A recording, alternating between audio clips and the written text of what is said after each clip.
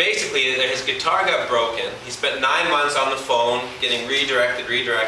Finally, they said, we're not going to replace your guitar. We're not going to give you travel vouchers for half the cost of your guitar. We're not going to do anything for you, in brackets, because you're a nobody. So he said he got kind of frustrated. Then he thought, I'm a musician. I'm going to make 3 music videos about my experience and send them to all my friends. Now it's up to almost 4 million views on YouTube.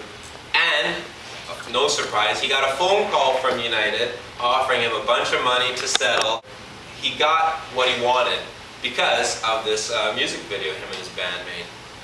And it's a pretty hilarious story because if you're a nobody, the big corporation will just redirect you and they won't hear you.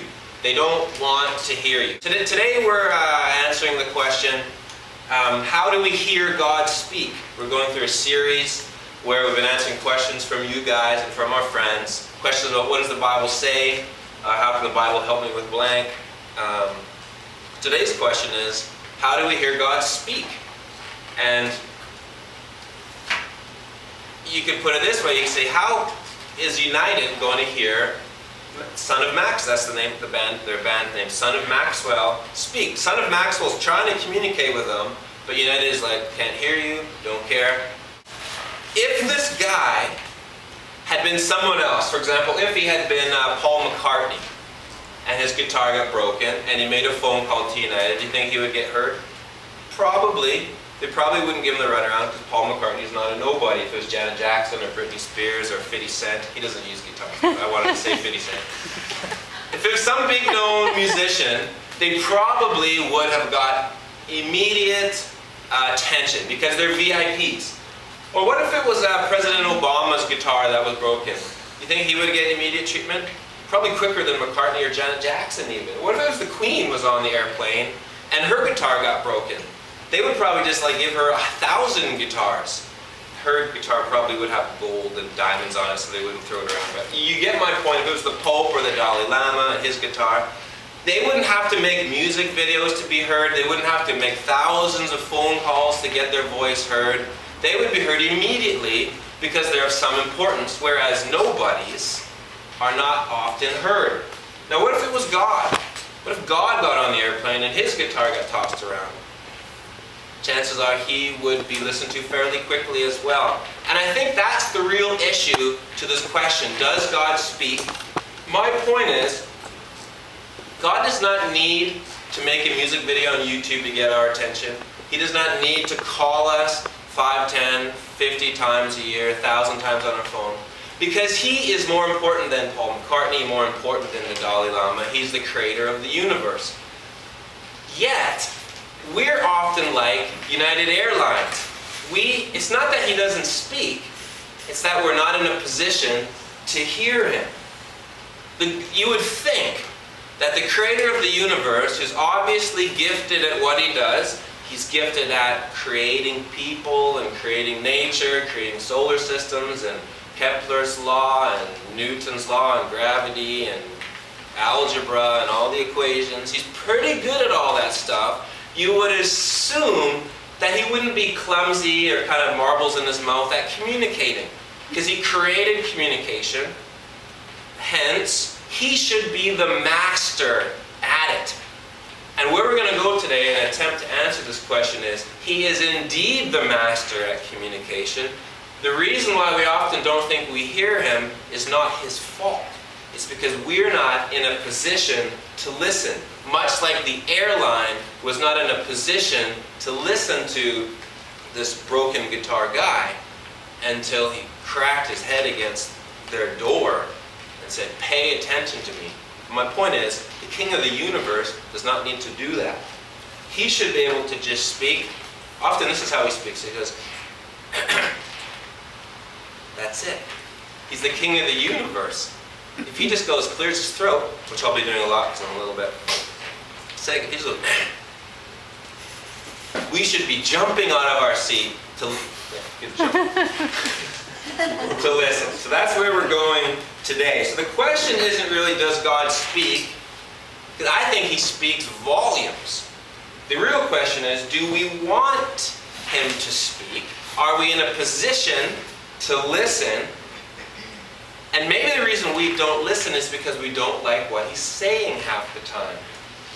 So that's where we're going to go. It's kind of like Horton Hears a Who. You remember that movie? It's like the little guys on the spec were talking. Some people couldn't hear them because they're just, maybe they weren't up close enough or they weren't in the vicinity. Others didn't want to hear them, like the kangaroo lady or the Shim Sham brothers. But Horton wanted to hear them, and so he could hear them. It's kind of like that. It's like God is speaking, but we're not in a position to listen.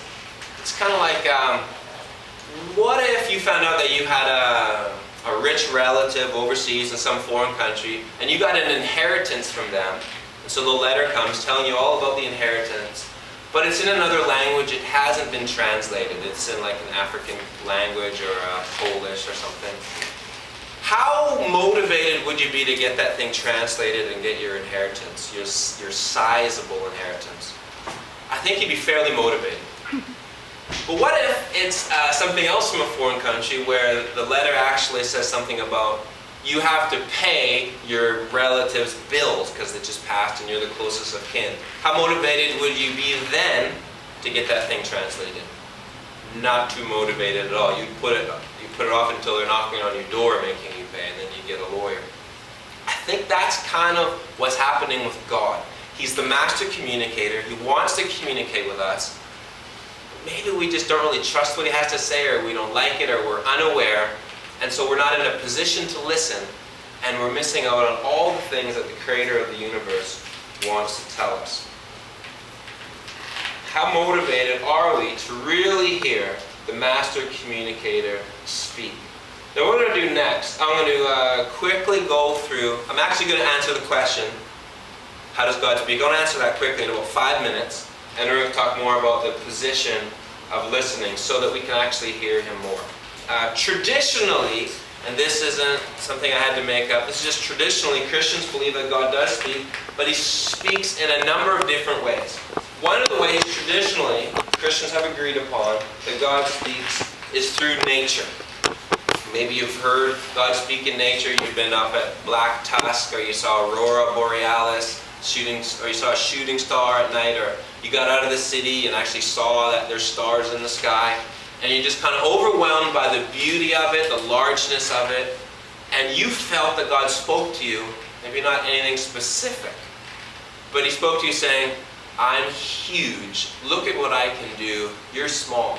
Maybe that's the message you heard. God speaks through nature. Christians have always believed that, and often we have experienced that.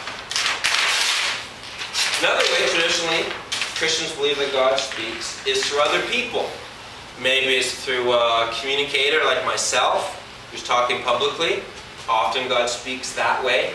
Often it's not even what the communicator meant to say. It's like some side thing he said, but just kind of pierces you and you're like, whoa, where'd that come from?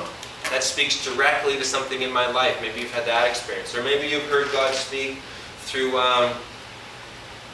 you had a question, you're not sure what to do, you had a decision to make, and you started asking people, then someone said something to you that was just like, you hadn't thought about it. Maybe you felt something, but you hadn't been able to articulate it that way, and it just perfectly encapsulated kind of the direction you should go.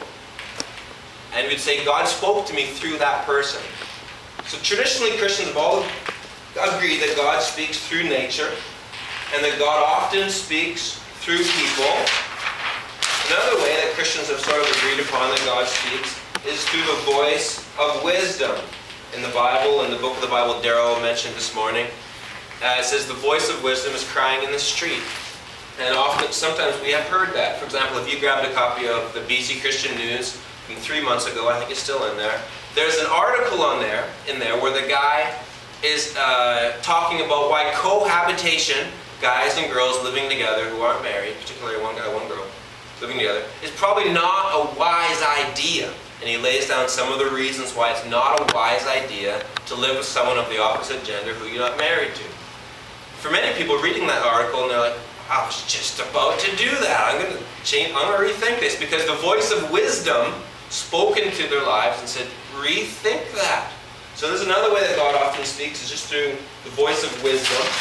Some of us have had that experience. Another way